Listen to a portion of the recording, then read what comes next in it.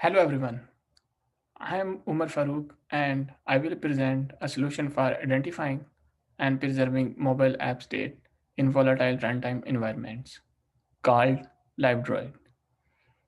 This is a collaborative work with my advisor, Professor Zhijia Zhao, Professor Manu Sridharan, and Professor Iulian Neamtiu. Unlike traditional applications, mobile apps run a volatile runtime environment where a running app may get restarted frequently. There are two typical scenarios where the restart can happen. In the first scenario, a restart is triggered by runtime configuration changes, such as changing the phone orientation, attaching or detaching a keyboard, resizing the screen, and so on. The purpose of this restarting is to load resources for new configurations. For example, when the user rotates device from portrait to landscape, a new layout for the landscape may needs to be loaded. In this scenario, the current activity is first destroyed, then recreated. The other scenario occurs when system runs under high memory pressure. In fact, to minimize flash wear, mobile operating systems do not page out processes. Instead, they kill the background apps and their processes to free up the memory. When the user returns to the apps, they are relaunched. To avoid state loss, developers require to save certain data before the activity is destroyed and restore them after the activity is restarted. These can be achieved by overwriting a pair of callbacks. However, for real world apps with complex logic, identifying the right data to save and restore is a challenging task. As shown by a recent work, for many real world apps, including the popular ones, developers often fail to preserve all the necessary data. As a result, various state issues can happen, ranging from losing the progress and poor responsiveness to malfunctioning UI and even app crashes. For instance, in K9 app, a popular email client, when the user sets up an email account, Gmail in this example, after restart, the email binding is lost. This happens because developers fail to identify and preserve a relevant variable. Similarly, in another popular app, Glucosio, after an activity restart, all the user configurations such as country, language, and gender are lost. In this case, they are due to unsaved GUI properties. Some prior work looked into these issues. The OOPSLA 16 work assumes that all the mutable activity fields should be preserved, which can significantly increase the delays that I will show later. On the other hand, they ignore the GUI elements, which may also carry the app state. In fact, the focus of this work is on detecting the inconsistency between the saving and restoring routines instead of preserving the state.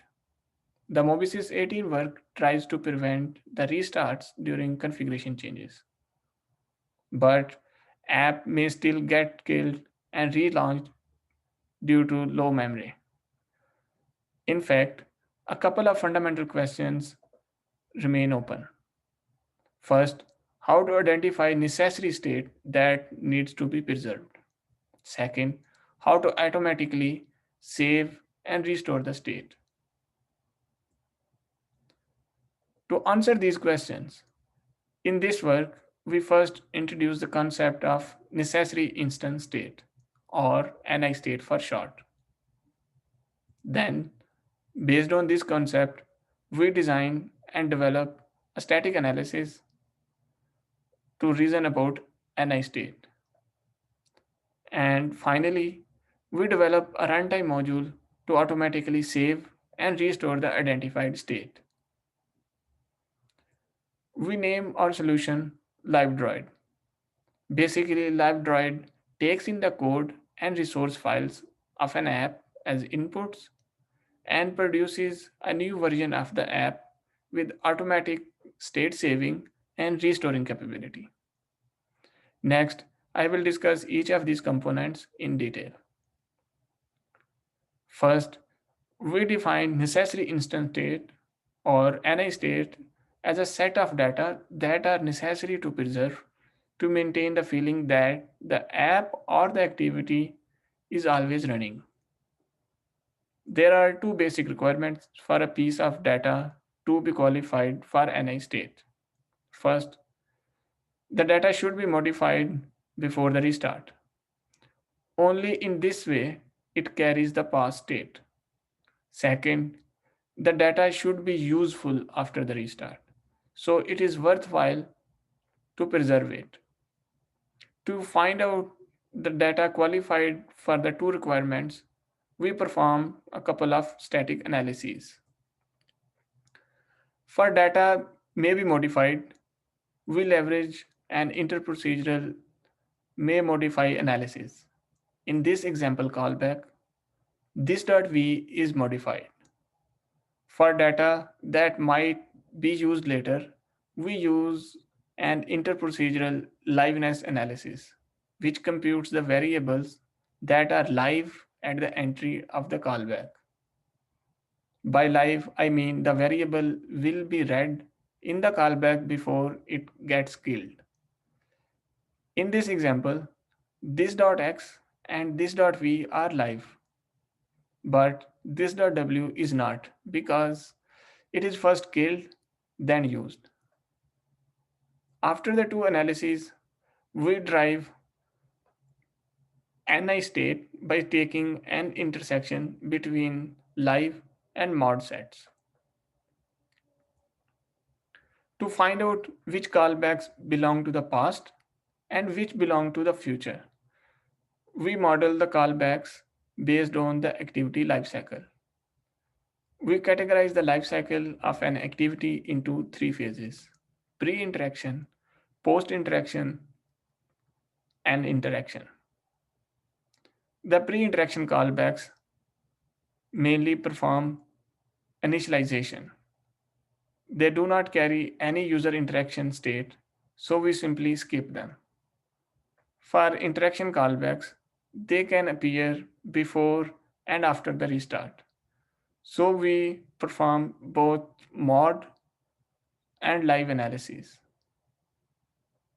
Finally, the post interaction callbacks do not carry the user interaction state, but may perform some saving.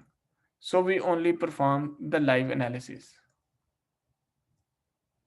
A few complexities are worth mentioning for the analysis. First, for GUI elements declared in the resource files, we need a separate analysis for finding its state. Unlike Java variables, the GUI elements can be directly read and modified non-programmatically by the user. We refer to the results of this analysis as the external state. Besides the above, aliases may also be critical to preserve. For example, in the presence of a reference comparison. To address this, we use a combination of alias analysis and runtime checks to efficiently and precisely recover alias relationships. I will discuss how we perform runtime checks in runtime module shortly. After identifying the NI state, next I will talk about runtime module, which generates saving and restoring routines based on static analysis results. Basically, we leverage the bundle data structure provided by the framework for saving the state. For primitive, the saving and restoring is straightforward, as shown in the example code on the left. For objects, we need to first serialize them to strings before the saving and deserialize them back after the restoring. In our implementation, we use the JSON library for this purpose. As mentioned earlier, we need to precisely preserve the aliases for correctness, and alias analysis can be imprecise. So here we perform runtime checks before saving each potential alias relation. Note that besides correctness, another benefit of runtime alias checking is to avoid duplicate object saving and restoring. For each alias group, only one copy of the pointed object needs to be preserved. As shown in this example, if this dot A dot B and this dot B are aliases, we only save the alias relation. Otherwise, we save both separately. Some other complexities involved in runtime include saving and restoring GUI properties, in which case we leverage the framework API for accessing GUI elements, and also the complexities of saving and restoring a partial object or a private field. For time limits, I will skip these details. We implemented that static analysis on top of Suite and FlowDroid. The analysis is implemented as a backward interprocedural analysis. To make the solution easier to adopt, we prototyped an IDE plugin and a patching tool. The plugin takes an XML report produced by Static Analyzer and generates the code using the IDE. The patcher directly takes the app binary and the static analysis results, then injects code to the binary. To evaluate LiveDroid, we collected two sets of apps. A larger set of apps for verifying the applicability and smaller set for a focused study. Note that both sets include highly popular apps such as K9, LeafPick, and many others. For the applicability study, we found the static analyzer has been successfully applied to all the apps in larger set of apps. With 46% of apps consisting of non-empty external state and 33% of the apps consisting of non-empty internal state. In terms of efficiency, we found the analysis for most of the apps finished within 1 minute. As to the size of the state, we found our identified internal state in terms of number of access paths are only 1.5% of all mutable access paths, the app state used by the prior work. By saving a much smaller set of access paths, we observed 16 times speed up on the state saving and 9 times speed up on restoring on average. In the focus study, we found about 60% of the detected data are not preserved by the developers, which lead to 46 new state issues. Among the identified states, we noticed 7.9% do not cause any issues due to inherent limitations of static analysis, such as unrealizable paths and coarse-grained UI analysis. After applying LiveDroid, we found all the 46 issues were fixed successfully. To summarize, mobile app states are destroyed in volatile runtime, and developers are required to find and preserve app states during restarts. In this work, we define what data are necessary to be preserved to run applications correctly. Further, we developed LiveDroid, which can automatically identify the critical app state and preserve it. We made LiveDroid open source and is available at GitHub. Thanks for listening, and I'm happy to take questions.